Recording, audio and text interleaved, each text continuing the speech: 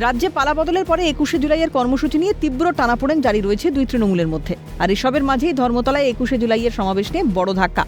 ধর্মতলা এবং central Avenue চত্বরে অশান্তি এড়াতে এবং আইন শৃঙ্খলা বজায় রাখতে মধ্য কলকাতার বিস্তীর্ণ অংশে জারি হলো ভারতীয় নাগরিক সুরক্ষা সংহিতার 163 ধারা, যা আগে সিআরপিসি 144 ধারা নামে পরিচিত ছিল। মঙ্গলবার কলকাতা পুলিশ কমিশনার অজয় নন্দা এই সংক্রান্ত একটি কড়া নির্দেশিকা জারি করেন।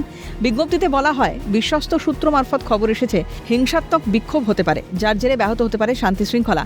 তাই 163 ধারা বলবৎ থাকবে 2রা জুলাই থেকে 30শে আগস্ট পর্যন্ত। কলকাতা পুলিশ কি পারমিশন দেবে এবং দিলে কোন ফ্র্যাকশনকে দেবে এবং কোথায় দেবে? ওইখানে অ্যাকচুয়ালি একটা জেনারেল 144 থাকে, মানে কোনো রকম মিছিল মিটিং অ্যালাউড হয় না। তো ওই অর্ডারটা এখন আছে, অর্ডারটা অলরেডি ইন প্রোক্লেমেশন। ওটা আমরা এখন বলতে পারছি না কেন 144 আছে, সেই জন্য ওখানে কাউকে পারমিশন দেওয়ার এখন প্রশ্ন নেই। মানে তৃণমূলের যে 21শে জুলাই কোনো রকম মিটিং মিছিলে ওইখানে পারমিশন নেই, কেন ওইখানে একটা 163 বিএনএস যেকে আমরা বলি 144 আছে। কলকাতা পুলিশের নির্দেশিকা অনুযায়ী ধর্মতলা সহ 3টি প্রধান এলাকা এবং তার আশেপাশে এই নিয়ম লাগু থাকবে, অর্থাৎ বউবাজার থানা এলাকা, হেয়ার স্ট্রিট থানা এলাকা, কলকাতা ট্রাফিক পুলিশের হেডকোয়ার্টার, গার্ড ও কেসি দাসের মোড় থেকে ভিক্টোরিয়া হাউস পর্যন্ত 163 ধারা বলবৎ থাকবে। এই নির্দিষ্ট থানা সংলগ্ন এলাকায় করা যাবে না কোনো জমায়েত, মিটিং, মিছিল বা অস্ত্র সহ র্যালি। 5 বা তার বেশি মানুষের বেআইনি জমায়েত বা সমাবেশ করা যাবে না। এমন কোনো কাজ করা যাবে না যা এলাকার শান্তিভঙ্গ করে বা যান চলাচলের ব্যাঘাত ঘটায়। এদিকে এই টানাপোড়েনের মাঝে রবিবার 21শে জুলাইয়ের শহীদ দিবসের জন্য ভিক্টোরিয়া হাউসের সামনে হাজির হন কালীঘাটের তৃণমূলীরা। কলকাতা পুলিশের তরফে গ্রিন সিগন্যাল পাওয়ার আগেই তারা রীতিমতো ফিতে হাতে পৌঁছে যান শহীদ বেদির অবস্থান ঠিক করতে। আর সেই নিয়ে ভরা বিধানসভায় ক্ষোভে ফেটে পড়তে দেখা যায় মুখ্যমন্ত্রী শুভেন্দু অধিকারীকে।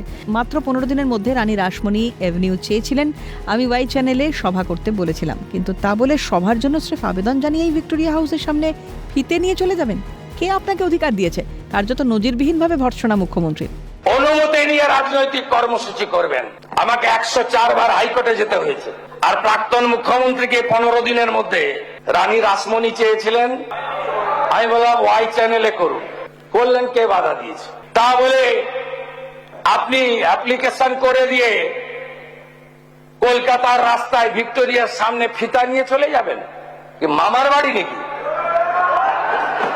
ফিতা নিয়ে যাবেন মাপতে? কে অধিকার দিয়েছে আপনাকে? কে অধিকার দিয়েছে? পারমিশন প্রেয়ার করবেন, কোথায় দেব বলে দেব। 163 ধারা বলবৎ থাকার প্রসঙ্গে কুণাল ঘোষের দাবি, বিরোধীদের কণ্ঠরোধের চেষ্টা হচ্ছে। এটা সম্পূর্ণভাবে একটা রাজনৈতিক দমন পীড়নমূলক, বিরোধীদের কণ্ঠরোধ এবং শহীদ পরিবারদের শহীদ স্মৃতিকে অপমান করা। বিরোধীদের কণ্ঠরোধের চেষ্টা করা হচ্ছে বলে দাবি করেছেন কুণাল ঘোষ। অথচ তৃণমূল জমানায় প্রাক্তন বিরোধী দলনেতা তথা বর্তমান মুখ্যমন্ত্রী শুভেন্দু অধিকারীর কণ্ঠরোধের চেষ্টা কি করা হয়নি? আজকের মুখ্যমন্ত্রীকে তৃণমূল জমানায় কোনো মিটিং মিছিল করতে গুনে গুনে 104 বার হাইকোর্টের দরজায় কড়া নাড়তে হয়েছিল। একথা সিএনএন নয়, বলছেন বিজেপি রাজ্য সভাপতি শ্রমিক ভট্টাচার্য। আমাদের বিরোধী দলনেতাকে, আজকের মুখ্যমন্ত্রীকে 104 বার হাইকোর্টের দরজায় কড়া নাড়তে হয়েছিল রাজ্যে কোনো মিটিং মিছিল করার জন্য।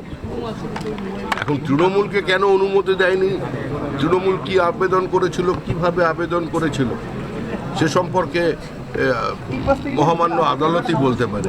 ফলে যেখানে অস্বস্তি, সংকটের মতো অবস্থায় দাঁড়িয়ে থেকে তৃণমূলের এখানেও অভিযোগ ভিত্তিহীন বলেই মনে করছে রাজনীতি বিশ্লেষকরা। অন্যদিকে তৃণমূলের 21শে জুলাইয়ের প্রস্তুতি নিয়ে কার্যত কটাক্ষ ছুঁড়ে দেন শ্রমিক ভট্টাচার্য। 21শে জুলাই তো সেদিনই শেষ হয়ে গিয়েছিল, যেদিন 21শে জুলাইয়ের গুলি চালনার যিনি অর্ডার দিয়েছিলেন সেই মনীষ তৃণমূল কংগ্রেস থেকে নির্বাচনে তিনি মন্ত্রী হন, রাজ্যসভার সদস্য। সুতরাং 21শে জুলাইটা পরবর্তীকালে একটা রাজনৈতিক চর্চার মঞ্চ হয়ে গেছে। বর্তমান পরিস্থিতিতে তৃণমূল কংগ্রেস ভেঙে দুটুকরো হয়েছে। ফলে এবছর আদৌ শহীদ দিবস পালন করা সম্ভব কিনা সেই বিষয়ে আশঙ্কা ছিল দলীয় কর্মীদের মধ্যে। এখন কলকাতা পুলিশ অনুমতি না দেওয়ায় সভা কোথায় হবে সেটাই দেখার। ক্যামেরায় প্রসন্ন নস্কর এবং সুপ্রিয় মল্লিকের সঙ্গে অভিরূপা সাহা ও খালিদ জামালের রিপোর্ট, ক্যালকাটা নিউজ।